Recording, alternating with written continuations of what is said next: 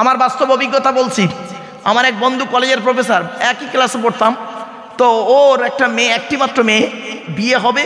যেদিন পাকা দেখাশোনা হচ্ছে, মানে ফাইনাল দেখাশোনা, সেদিন আমাকে বলছে মারুফ ভাই তোকে আসতে হবে। তা আমি গিয়েছি। যাওয়ার পরে দেখি ছেলের তরফের অনেক লোক এসছেন। তা তাদের সঙ্গে বসে আমি তাদেরকে প্রথম গিয়ে সালাম দিলাম, আসসালামু আলাইকুম। তারা বললো ওয়ালাইকুম আসসালাম। তখন আমি বলছি, ভাই ভাই ছেলে কি করে? আচ্ছা, এই প্রশ্নটা করা কি আমার খুব বড় অপরাধ হয়েছে? আমি বলেছি ভাই ছেলে কি করে? হঠাৎ দেখি ছেলের তরফের একজন বয়স্ক লোক আমাকে বলছে, ছেলের খালু হাফেজ।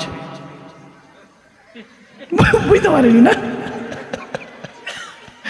ছেলে কি করে? বলে ছেলের খালু হাফেজ। তা ছেলের খালু হাফেজ তো তোর বাপের কি? ছেলে কি সেটা বল না। রাগ করবেন না বাপ, এইরকম সন্তানকে জামাই করবেন না, এরকম জামাই করতে যাবেন না। মা বোনরা বলে যাচ্ছি, এরকম ছেলেকে বিয়ে করতে যাবেন না। আবার কিছু মেয়ে আছে দেখবেন, এই যুবতী মেয়ে কিছু আছে, আর যুবক কিছু ফরতাং ছেলে আছে যারা লেখাপড়া করে না। হয়তো মেয়েটা মেধাবী স্টুডেন্ট, দেখতে শুনতে ভালো, একলা বাপের একটা মেয়ে, মেয়েটার দেখতে একটু সুন্দরী, রাস্তার ধারে দুতলা পাকা বাড়ি, ব্যাস। কিছু একটা যুবক ছেলে, চ্যাংড়া যুবক ছেলে, লেখাপড়া করে না, 420 ছেলে, সে এখন ওই মেয়েটার পেছনে তাকে প্রেমের ফাঁদে ফেলার চেষ্টা করছে। একদিন, দুদিন, 3 দিন, 4 দিন, 5 দিন এরকম করতে করতে করতে করতে মেয়ের মনটা ছেলেটার প্রতি একটু নরম হয়ে যায়। যেই নরম হয়ে গেছে, ও করেছে কি, ছেলেটার একটা বন্ধু নতুন মোটরসাইকেল কিনেছে, নতুন মোটরসাইকেল। তো বন্ধুকে বলছে, ভাই তোর মোটরসাইকেলটা একটু দিবি? তা বন্ধু দিয়েছে। ও মোটরসাইকেলটা এনে মেয়েটার বাড়ির সামনে নিচের তলায়, নিচে রাস্তার উপরে নতুন মোটরসাইকেল দাঁড় করিয়ে বেঁকে দাঁড়িয়ে আছে। আর মেয়েটা উপর থেকে দেখতে পাচ্ছে, আমার ছেলেটা খুব পয়সাওয়ালা করে ছেলে, নতুন মোটরসাইকেল কিনেছে। আবার ছেলেটা ও করছে কি জানেন, ছেলেটা আবার করছে কি, একটু বেঁকে দাঁড়িয়ে ফোনে কথা বলছে কার সঙ্গে। আর ফোনের এই উল্টো দিকটা মেয়েটা দেখতে পাচ্ছে আপেল কামড়ানো, তার মানে আইফোন। আর কিছুক্ষণ পরে থেকে সামনে মাল বোতাম টেপা। বুঝতে পারেনি না? যাই হোক, এ মেয়েগুলো বোঝে না, ব্যাস। ওরে বোকা মেয়ে ছেলে, ওটা ভালোবাসা নয়, ভালো লাগা আর ভালোবাসা দুটো কিন্তু আসমান আর জমিন তফাৎ। চলুন ছোট্ট উদাহরণ দিই, অনেক উদাহরণ আছে, ওদিকে আর গেলাম না। কোন মেয়েকে বৌমা করবেন? যে মেয়ের মধ্যে 6টা গুণ পাবেন। কটা? এই কোরআনে আছে, আমার বাবার কথা নয় বাবা, কোরআনের কথা বলছি। মুসলিমাতিন, মুমিনাতিন, কানিতাতিন, তাইবাতিন, আবিদাতিন, সাইহাতিন, সঙ্গীবাতিন ওয়া আবকারা। 28 নম্বর পারার 19 নম্বর পৃষ্ঠার 11 নম্বর লাইন, সূরার নাম সূরা তাহরীমের 5 নম্বর আয়াত। কোরআন জানিয়ে দিয়েছে, আমারে ভুল বুঝবেন না মা বোনরা। আল্লাহর কোরআন বলছে, 1 নাম্বার দেখবে মেয়েটা মুসলমান কিনা খবর নেবে। 2 নাম্বার মেয়েটি মোমেনা বিশ্বাসী মেয়ে কিনা খবর নেবে। 3 নাম্বার হলো খুব ইম্পর্টেন্ট বাবা, যাদের ছেলে আছে আপনারা দয়া করে কোন মেয়েকে বৌমা করবেন, কোরআনের এই কথা মোতাবেক বৌমা করবেন, শান্তি পাবেন। 3 নাম্বার হলো খুব ইম্পর্টেন্ট, কি? কানিতাতিন, আনুগত্যশীলা মেয়ে কিনা খবর নেবেন। দূর থেকে খবর নিয়ে দেখবেন ওই মেয়েটি ওর বাপ আর মাকে ভক্তি শ্রদ্ধা করে কিনা খবর নেবেন। যদি দূর থেকে সঠিক তথ্য পেয়ে যান মেয়েটি ওর বাপ আর মাকে ভক্তি শ্রদ্ধা করে না, ও যত সুন্দরী মেয়ে হোক, যত বড় হাজি সাহেবের মেয়ে হোক, যত বড় যত পয়সাওয়ালা ঘরের মেয়ে হোক, খবরদার জীবনে কোনো দিনই ওই মেয়েকে বৌমা করতে যাবেন না। ও ওর নিজের বাম্মাকে ভক্তি শ্রদ্ধা করে না, তোমার বাম্মার পাতে সহজে 1 থালা ভাত দিতে চাইবে বলে মনে হয় না। ঠিক না বেটি? রাগ করবেন না বাপ, বাস্তবটাই বলছি, একদম বাস্তব কথা। শুধু তাই নয়, আরো দেখেন।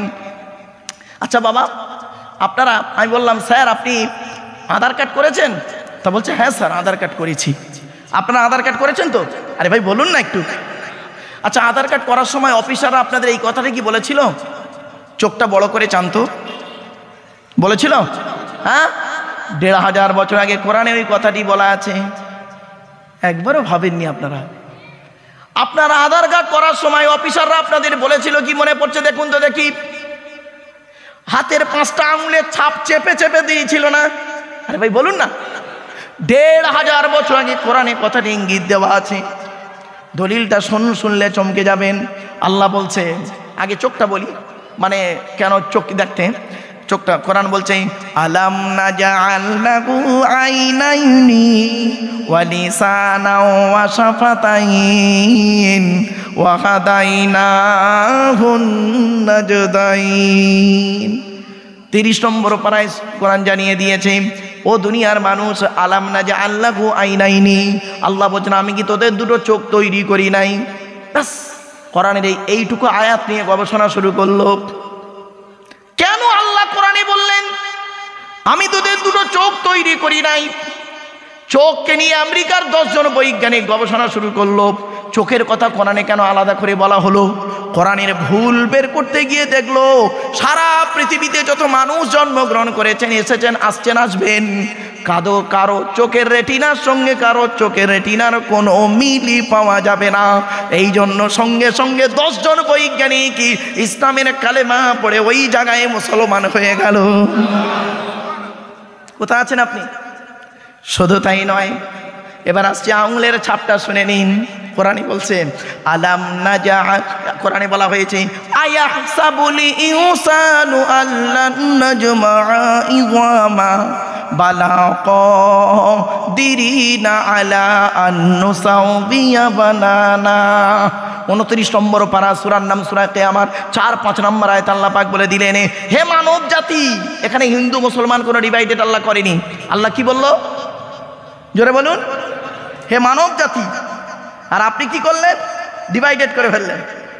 এই জন্য আপনাদের বলে যাচ্ছি, বাবা, হিন্দু মুসলিম কোনো দিন মারামারি করতে যাবেন না। হিন্দু মুসলিম কাঁধে কাঁধ মিলিয়ে চলবেন। হিন্দু মুসলিম কাঁধে কাঁধ মিলিয়ে চলবেন। মনে রাখবেন, হিন্দুদের রক্তের ভিতরে মুসলমানদের রক্ত আছে, আর মুসলমানদের রক্তের ভিতরে হিন্দুদের রক্ত আছে। প্রমাণটা আপনাদের দিয়ে যাচ্ছি, শুনে নিন। আপনাদের এলাকায় ব্লাড ডোনেশন ক্যাম্প হয়? আচ্ছা, ব্লাড যখন নেওয়া হয় তখন বলা হয় নাকি এই ও হিন্দু, ও রক্ত আলাদা কর, ও মুসলিম, ও রক্ত আলাদা কর, বলে নাকি? আর ব্লাডের মধ্যে কাস্টের কোনো ডিভাইডেড থাকে না, ব্লাডের মধ্যে কালারের কোনো ডিভাইডেড থাকে না, ব্লাডের মধ্যে জেন্ডারের কোনো ডিভাইডেড থাকে না, ব্লাডের মধ্যে গ্রুপের ডিভাইডেড করা হয়। ব্লাডের 4টে গ্রুপ, এ বি আর ও। আবার বলছি, এ বি আর ও, প্রত্যেকটার মাইনাস প্লাস। একটা হিন্দু রক্তের ভিতরে 3টে জিনিস পাওয়া যায়, লোহিত কণিকা, শ্বেত কণিকা, অনুচক্রিকা, as a same, no difference. একটা মুসলমানের রক্তের ভিতরে এই 3টিই পাওয়া যায়। কিসের হিন্দু কিসের মুসলিম মারামারি করেন আপনারা? লজ্জা করে না? আপনি তো শিক্ষাই করতে পারেননি, এই শিক্ষাটাই আপনার মধ্যে নেই। আপনি তো চুরি চামারি টুকলি করে পাস করেছেন কোনো রকম, ব্যাস কোনো রকম একটা চাকরি পেয়ে গেছেন, মনে করছেন আমি একটা বেশি হাই ফাই কিছু করে ফেলেছি। আপনার মধ্যে মনুষ্যত্ব জিনিসটাই তো উঠে গিয়েছে। এই জন্য আমি বেশ কিছু জায়গায় গিয়ে বলি, যেহেতু একটা শিক্ষা প্রতিষ্ঠানে জলসা নয়, সেজন্য বলি না, বললাম আজ সকালে একটা শিক্ষা প্রতিষ্ঠানে জলসা ছিল। সকালে আমার আজকে 4টে ছেলে হাফেজ হলো, তাদের মাথায় পাগড়ি দিয়ে আমি ওখান থেকে আসছি বাপ। তো ওখানে গিয়ে এই কথাগুলো বলছিলাম। What is the definition of education? Education কাকে বলে? EDUCATION, ই থেকে ইগারলি, ডি থেকে ডেভেলপমেন্ট, ইউ থেকে ইউনিভার্সাল, সি থেকে ক্যাপাবিলিটি, এ থেকে অ্যাক্টিভ, টি থেকে টলারেন্স, আই থেকে ইন্টেলিজেন্ট, ও থেকে ওবিডিয়েন্স, এন থেকে ন্যাচারাল। এতগুলি গুণান্বিত বস্তুকে বলা হয় এডুকেশন বা শিক্ষা। যাকে তাকে শিক্ষা বলে না। শিক্ষাটা নেবে কে? যে নেবে তাকে বলা হয় স্টুডেন্ট। কে স্টুডেন্ট? এখানে স্টুডেন্ট আছে অনেক নিশ্চয়ই। কে স্টুডেন্ট? Who is student? কে? ওই 10টায় গেল, 4টেই এলো। আমতলা, জামতলা, বুড়ির বেলতলা, বাঁশতলা, ইকোপার, নিকোপার, চিড়িয়াখানা, ভিক্টোরিয়া, জাদুঘর, তারামণ্ডল, নদীর পার্কে বসে প্রেম নিবেদন করলো। সারা বছর পড়লো না, পরীক্ষার খাতায় টুকরি করলো, আর স্যার ধরলো, ছুরি মারলো। এরা কোনোদিন স্টুডেন্ট বলে না। চলুন, স্টুডেন্ট শব্দটার মধ্যে লুকায়িত STUDENT। এক একটা লেটারের এক একটা গুণাগুণ আছে, তবেই তাকে স্টুডেন্ট বলে। এস থেকে স্টাডি, টি থেকে ট্রুথফুল, ইউ থেকে ইউনিটি বা আনকমন, ডি থেকে ডেমোক্রেটিক, ই থেকে এফিসিয়েন্ট, এন থেকে নোবেল, টি থেকে টিপটপ। এতগুলো গুণে গুণান্বিত ব্যক্তিকে বলা হয় স্টুডেন্ট, যাকে তাকে স্টুডেন্ট বলে না। স্টুডেন্ট হতে গেলে সত্যবাদী হতে হবে, সত্যবাদী, ট্রুথফুল, সত্যবাদী হতে হবে। আর এখনকার স্টুডেন্টরা বেশি মিথ্যাবাদী। রাগ করবেন না, এখন লেখাপড়া কোথায় হয় জানেন? শুনে নিন, রাগ করবেন না কেউ। এখন লেখাপড়া হয় পেচ্ছাপখানায়, পায়খানায়, টয়লেটে। কখন বুঝবেন? মাধ্যমিকের সেন্টার, উচ্চ মাধ্যমিকের সেন্টারের সময় একবার যাবেন, গিয়ে দেখবেন ছেলে মেয়েদের কীর্তি, বইয়ের পৃষ্ঠা ছেঁড়া, মাইক্রো জেরক্স, আবার কি বলবো টুকলি সব নিয়ে পেচ্ছাপখানা পায়খানা ফেলে চলে আসছে, অন্য একটা ছেলেকে পেশাব ফিরে চলে আসছে। ওই ছেলেটা আবার 20 বছর পরে স্টেজে এসে লেকচার দেবে, বড় বড় লেকচার দেবে, ওর কথা শুনে মানুষ হেদায়েত হবে। ঠিক কেরম হবে জানেন? কাঁঠালের আমসত্ত্বের মতো। কাঁঠালের আমসত্ত্ব খেয়েছেন আপনারা? বলুন না, খাননি না? খাননি? আরে হয় না, একটা অকল্পনীয় কথা বললাম। যাক, এবার আসছি শিক্ষাটা দেবে কে? যিনি শিক্ষাটা দেবেন তাকে বলা হয় teacher. Who is teacher? K teacher ভাই? TEACHER, টি থেকে ট্রেনার, প্রশিক্ষণ প্রাপ্ত হতে হবে তবেই তুমি টিচার। ই থেকে ইগারডি, আগ্রহী হতে হবে তবেই তুমি টিচার। এ থেকে এবিলিটি, দক্ষতা থাকতে হবে তবেই তুমি teacher. Most important letter C, C থেকে ক্যারেক্টার, চরিত্র ঠিক থাকতে হবে তবেই তুমি টিচার। আজ থেকে 30 বছর আগে টিচার ছাত্রের সম্পর্ক কি ছিল? এই মুরব্বীদের জিজ্ঞাসা করুন। আমরা আমাদের স্যারেদের দেখলে সাইকেল থেকে নেমে যেতাম, ঠিক না বেঠিক? আর এখন দেখবেন টিচার ছাত্রের সম্পর্ক বেশ কিছু জায়গায়, সব জায়গায় নাই, বেশ কিছু জায়গায় টিচার ছাত্রের সম্পর্ক বন্ধু, বিড়ি চেয়ে খায়, খৈনি মলে দেয়, ঠিক না বেঠিক? আজ থেকে 30 বছর আগে টিচার আর ছাত্রীর সম্পর্ক কি ছিল? পিতার কন্যার ন্যায়। মেয়েটি শিক্ষককে বাপের মতো ভক্তি করত, শ্রদ্ধা করত, আর শিক্ষক ছাত্রীটিকে নিজের কন্যা বলে মনে করত। এখন কি হয়েছে শুনবেন? বেশ কিছু জায়গায়, সব জায়গায় নয়, টিচার ছাত্রীর সম্পর্ক স্বামী স্ত্রী। প্রাইভেট পড়াতে দিয়েছে, ইংরাজি করাতে দিয়েছে, উনি বিয়েটাও পড়িয়ে নিয়ে বসে আছে। এই জন্যই নবী বলেছিলেন, 2 ঠোঁটের মাঝখানে 2 রানের বীজখানে। এবার মনে পড়ছে? চলো না, গিয়ে যাচ্ছি। এবার আসছি এই থেকে অনেস্টি, সততা থাকতে হবে তবেই তুমি টিচার। তুমি হিন্দু বলে মুসলমানের খাতা দেখবে কড়া করে, তুমি মুসলমান বলে হিন্দুর খাতা দেখবে কড়া করে। এটা তুমি আদর্শবান টিচারের পরিচয়। মনে রাখবেন, পৃথিবীর কয়েক শ্রেণীর মানুষ আছে যাদের কোনো জাত হয় না, জাত হয় না। তার মধ্যে একটা হলো টিচার। শিক্ষকদের কোনো জাত হয় না, শিক্ষক নিজেই একটা জাত, ঠিক না? ঠিক। শিক্ষকের কাছে একটাই পরিচয়, আমি শিক্ষক, তুমি শিক্ষার্থী। আমি শিক্ষক, তুমি শিক্ষার্থী। তুমি নারী না পুরুষ, লম্বা না বেটে, কালো না ফর্সা, ধনী না গরিব, ওসব দেখার দরকার নেই। কি বুঝলেন? বাড়ি থেকে ভাববেন একটু। কথাটা শুনতে হয়তো খারাপ লাগছে, একদম বাস্তববাদী কথা বলছি। ক্লাসের মধ্যে যে মেয়েটার দেখতে সুন্দরী, নতুন স্যার এসেছেন, যে মেয়েটার দেখতে সুন্দরী 12-এ, সেই মেয়েটার দিকে চেয়ে চেয়ে খালি পড়াচ্ছে, আর গুলো সব বেকার। কলেজের প্রফেসর যে মেয়েটার দেখতে সুন্দরী, তাকে ডেকে বলছে, তুই আমার সঙ্গে দেখা করিস তো, তোকে নোটস দেবো কিছু। কি নোটস যে দিল আল্লাহই ভালো জানলো। বাপরে বাপ, বাস্তব বলছি। কথাগুলো শুনতে হয়তো সাময়িক কেমন লাগছে, অতি বাস্তব কথা। চলো না, গিয়ে যাচ্ছি।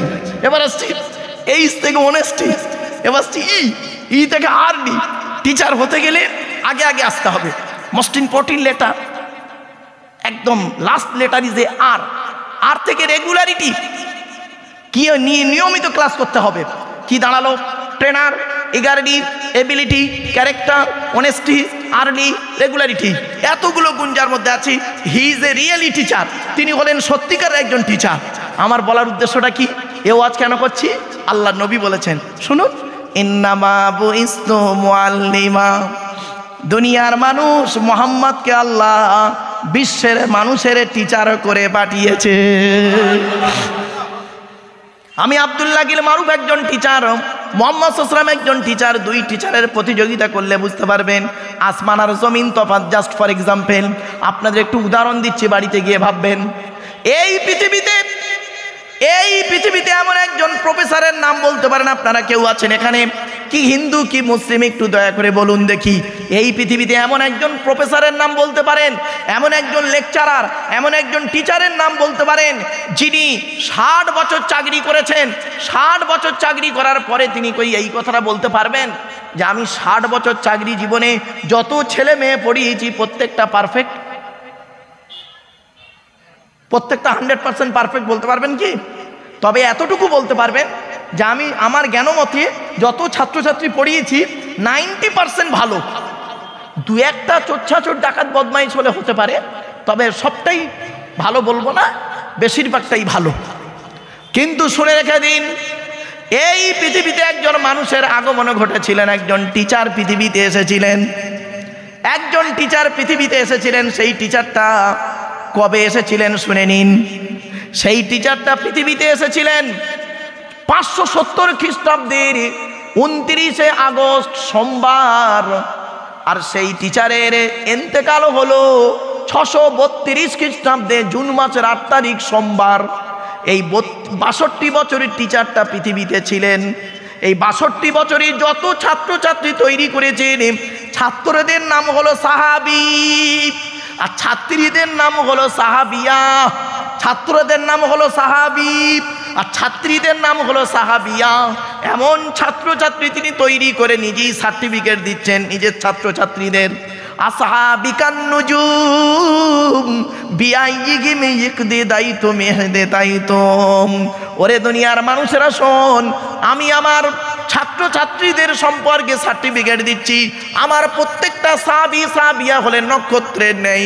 তোমরা যাকে অনুসরণ করবে তার মাধ্যমে কিয়ামতের মাঠে জান্নাত পেয়ে যাবে।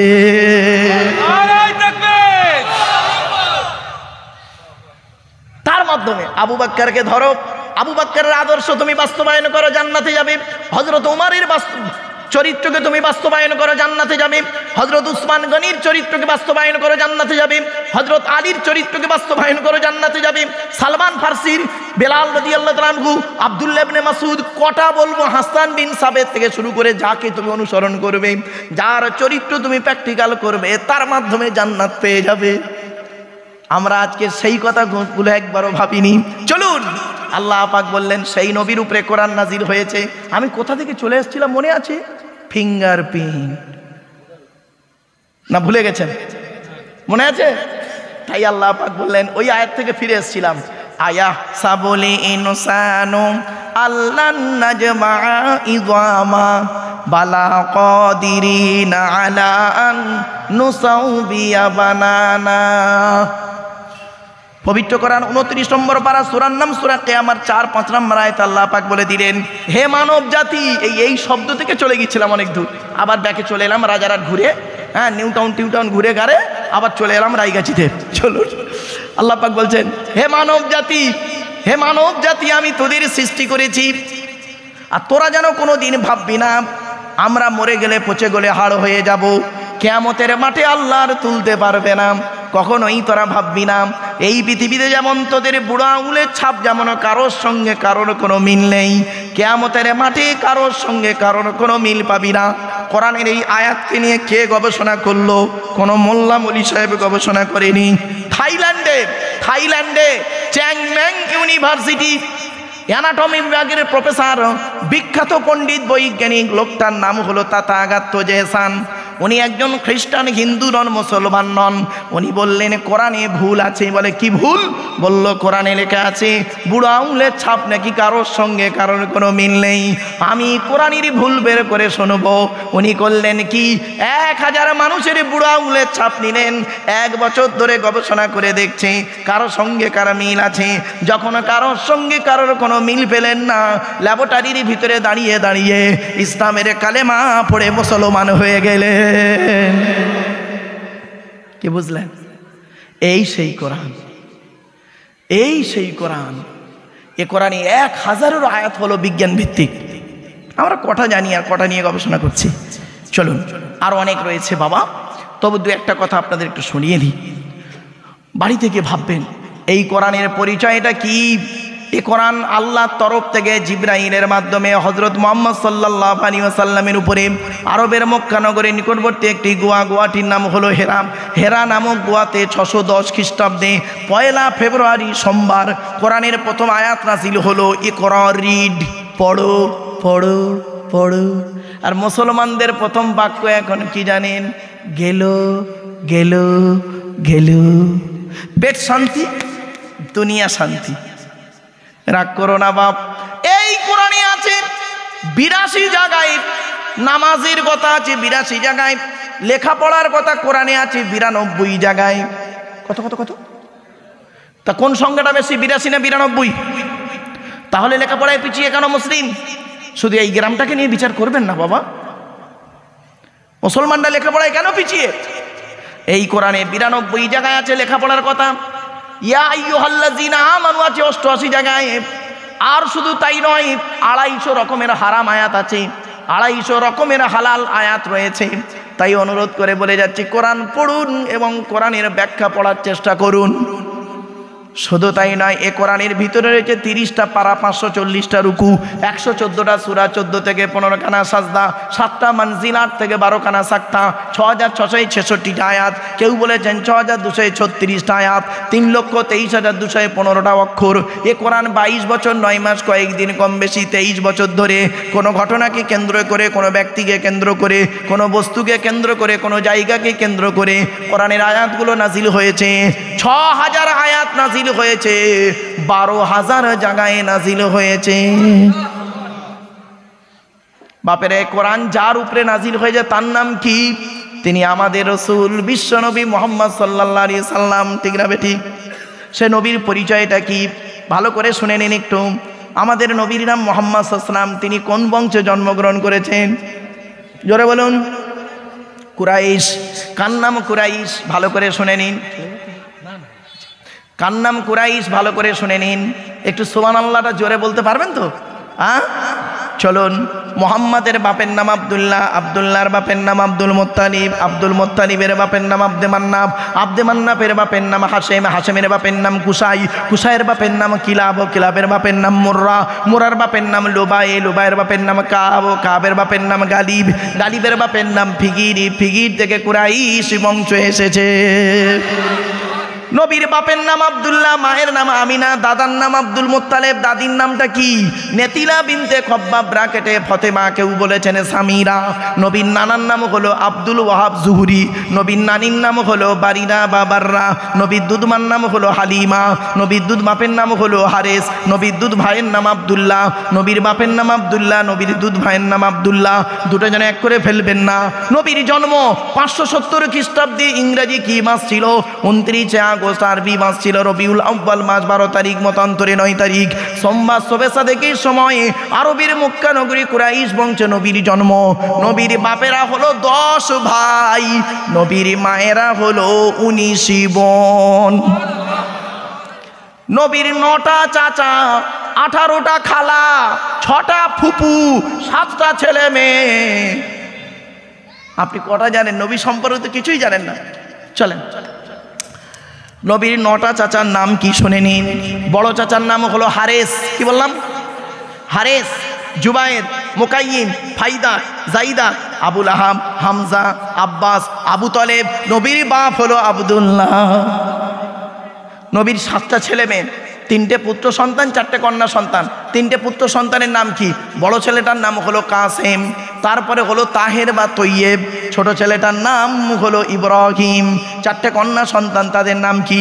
বড় মেয়েটার নাম হলো জাইনাব, তারপরে হলো রুকাইয়া, উম্মে কুলসুম, ছোট মেয়েটার নাম হলো ফতেমা। যার সঙ্গে নবীজি আলীর বিবাহ দিয়েছিলেন, মনে রাখবেন, যার সঙ্গে নবীজি আলীর বিবাহ দিয়েছিলেন। শুধু তাই নয়, আলীর সঙ্গে ফতেমার বিবাহ হয়েছিল। কল্পনা করতে পারবেন না। সে ঘটনা যদি আপনাদের বলি অবাক হয়ে যাবেন। অসুবিধা আছে বলবো? হ্যাঁ, শোনেন, ছোট্ট একটা উদাহরণ দিচ্ছি। পৃথিবীতে আরবে কি ছেলের অভাব ছিল? মুহাম্মদ সাল্লাল্লাহু আলাইহি সাল্লাম তার কলিজার টুকরা ছোট কন্যা ফতেমাকে কেন আলীর সঙ্গে বিবাহ দিতে গেলেন? আলীর আল্লাহ পাক একাধিক গুণ দান করেছিলেন, তবে আলীকে নবী বলে মানবেন না। আবার এটা আবার ঠিক নয়। ভক্তি ভালো, অতিভক্তি করতে গিয়ে ইমানটাকে নষ্ট করবেন না। অনেক ব্যক্তি আছে দেখবেন, আলীকে ভক্তি করতে করতে করতে করতে আলীকে নবীর উপরে তুলে দেয়। আবার নবীকে অনেকে দেখবেন ভক্তি করতে করতে নবীকে আল্লাহর সঙ্গে তুলনা করে দেয়। आबेगे बोले फले जो खुदा है वही नबी है, नबी खुदा से जुदा नहीं। अरे ये बात तो बिल्कुल सही नहीं। अगर कोई मौलाना तकरीर में ऐसा कहे जो खुदा है वही नबी है, नबी खुदा से जुदा नहीं, उस मौलाना को तकरीर करने के बाद दोबारा ईमान लाना ज़रूरी है। लिहाजा खुदा के ज़ात मुबारक अलग है, रसूल के ज़ात मुबारक अलग है। यही अकीदा अहले सुन्नतुल जमात की है। ये मेरे बात समझे भैया। বাড়িতে গিয়ে ভাববেন যে খোদা সেই, যে আল্লাহ সেই নবী, এটা কখনোই বলবেন না। আল্লাহ হলেন খালিক, নবী হলো মাখলুক, এটা যেন মাথায় থাকে। এই অনুরোধটুকু করলাম। চলুন, ভক্তি ভালো, অতি ভক্তি ভালো নয়। অতি ভক্তি করতে গিয়ে ঈমানটাকে নষ্ট করবেন না। চলুন, মুহাম্মদ সাল্লাল্লাহু আলাইহি সাল্লাম তার মেয়ে ফাতেমাকে, কলিজার টুকরা ফাতেমাকে করলেন কি আলীর সঙ্গে বিবাহ দিলেন। হযরত আলী কাররামাল্লাহু ওয়াজহা তার সঙ্গে বিবাহ দিতে গেলেন, দিলেন। শুনে নিন, আলীর অনেকগুলো গুণ আল্লাহ দিয়েছিলেন। আমি দুটো গুণ আপনাদেরকে বলছি, এখান থেকে শিক্ষা নিয়ে নিন কোন ছেলেকে জামাই করবেন, আর এখান থেকে শিক্ষা নিয়ে নিন কোন মেয়েকে বৌমা করবেন। যে ছেলের মধ্যে দুটো গুণ পাবেন ওই ছেলেকে জামাই করবেন। কটা যে ছেলের মধ্যে কটা গুণ পাবেন? দুটো গুণ পাবেন, ওই ছেলেকে জামাই করবেন। আর যে মেয়ের মধ্যে 6টা গুণ পাবেন ওই মেয়েকে বৌমা করবেন। খালি সাদা চামড়া দেখে ছুটবেন না, সাদা চামড়া দেখে ছুটবেন না। সব সাদা চামড়ার মেয়ে ভালো নয়, রাগ করবেন না। বাস্তব কথা বলছি, মা বোনরা রেগে যাবেন না দয়া করে। আমি অতি বাস্তব কথাই বলছি, 2-5 মিনিট একটু বলবো বাস্তব কথা, এটা আমার বলা খুব জরুরি বলে মনে করছি। যে ছেলের মধ্যে দুটো গুণ পাবেন, 1 নম্বর ছেলেটি সৎ ছেলে কিনা খবর নেবেন। কি বললাম? সৎ ছেলে কিনা খবর নেবেন। আচ্ছা, সৎ শব্দটার ব্যাখ্যাটা আমি আগেই করে দিয়েছি। সৎ কাকে বলে আপনারা অনেকক্ষণ আগেই শুনে নিয়েছেন। সৎ শব্দটা কোথায় ব্যবহার করা হয় আর সৎ কাকে বলে আমি আগেই আপনাদেরকে আমি কথাটি বলে নিয়েছি। 1 নম্বর ছেলেটি সৎ ছেলে কিনা খবর নেবে, আর 2 নম্বর ছেলেটি কর্মী কিনা খবর নেবেন। কর্মী, ভাষাটা বুঝতে পারছেন? হ্যাঁ, কর্মী কিনা খবর নেবে, পরিশ্রম করে কিনা।